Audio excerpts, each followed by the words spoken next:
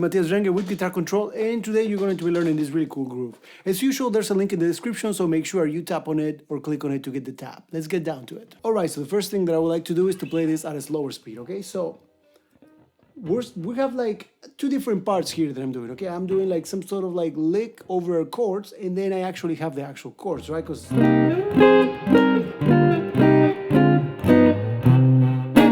but I'm not just playing them live, I'm playing like some sort of like riff over it, right? So, why don't we see the chords first, and then we're going to see what's happening with the actual chords. So, that might be easier actually. So for the first chord, I'm playing a C minor 7. For that, I have my index finger on the 5th, 4th, 3rd, 2nd, and 1st string. And then I have my ring finger on the 5th fret of the 4th, and my middle finger on the 4th fret of the 2nd string. Right there.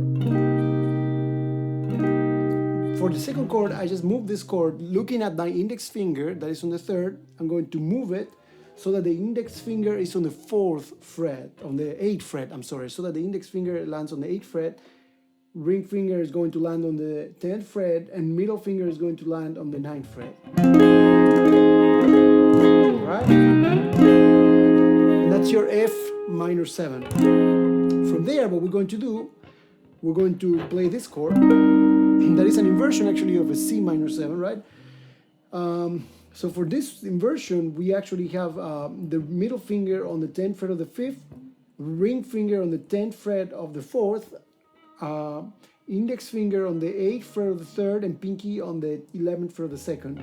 And now, looking again, check this out, that's the chord, right? So, by the way, on this chord, avoid playing the 6th and the 1st. They should be like muted.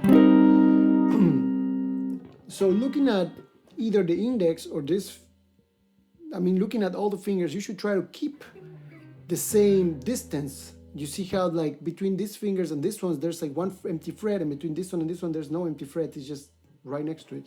So if you were to play the same shape somewhere else, there will still need to be an empty fret there, these two next to each other, and like that, right? So over here, now looking at the index finger, bring it down so that the index finger is on the 3rd fret of the 3rd string, right? And you're going to end up with this chord right there, which is an inversion of a G minor 7.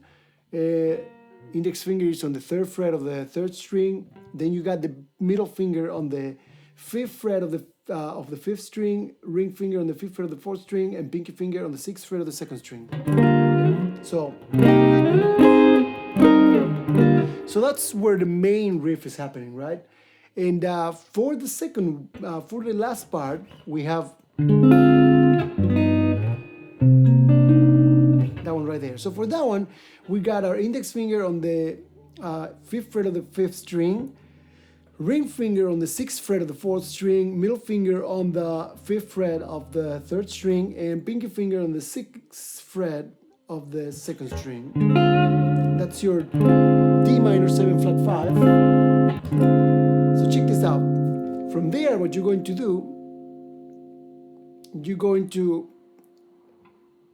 to bring this one, index finger into the 3rd fret of the 6th, middle finger on the 4th fret, on the 3rd fret, 3rd fret of the 4th string, ring finger on the 4th fret of the 3rd, and pinky on the 4th fret of the 2nd. So the way that I like to do this, I like to just slide from this chord, I like to slide, keeping the pinky where it is until the pinky reaches the 4th, and slowly bring the ring finger up, right? Check it out. So it's like, see?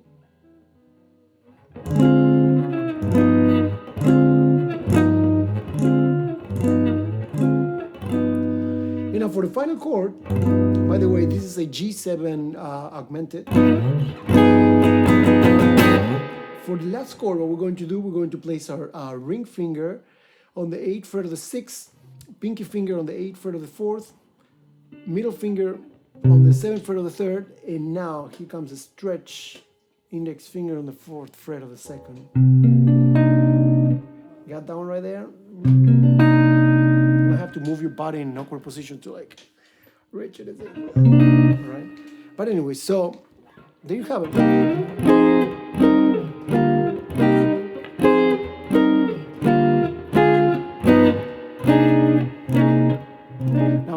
here we go. See, accidentally I play the first string, and you should not play the first string. It should only be 6th, 4th, 3rd, and 2nd, because otherwise it's gonna sound that ugly. I mean, it doesn't sound that bad actually. It's pretty good, but not for this situation. For this situation, we just want this. Anyways, so now for the riff that I'm doing in the first chords, I'm just doing super easy. I keep the chord, and with the pinky finger, I embellish it. I strum up to the 2nd string, and then with the pinky, I bring it down to the 6th fret of the 2nd, and then pull off back to the original chord, right? Right there, keep it, because I never move the chord shape, okay? I'm just moving the pinky. Then I do the same thing on the first string. Then I move it here, but I start on the first string.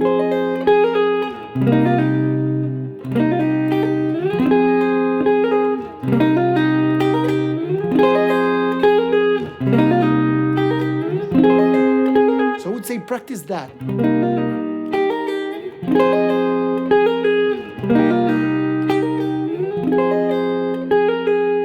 Just practice that. And then from there, what I do, I slide it down.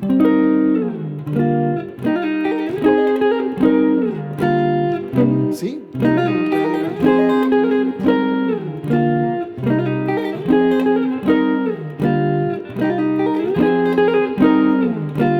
And then after I do it like 3 times, I go into this one.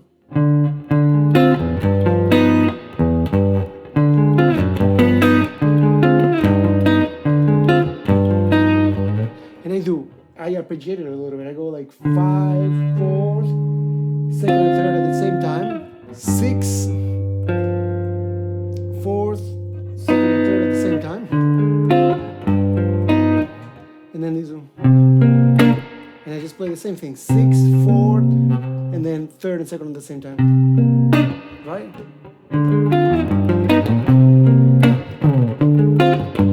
Sometimes I like to put muted strings like this. See? So it's more like.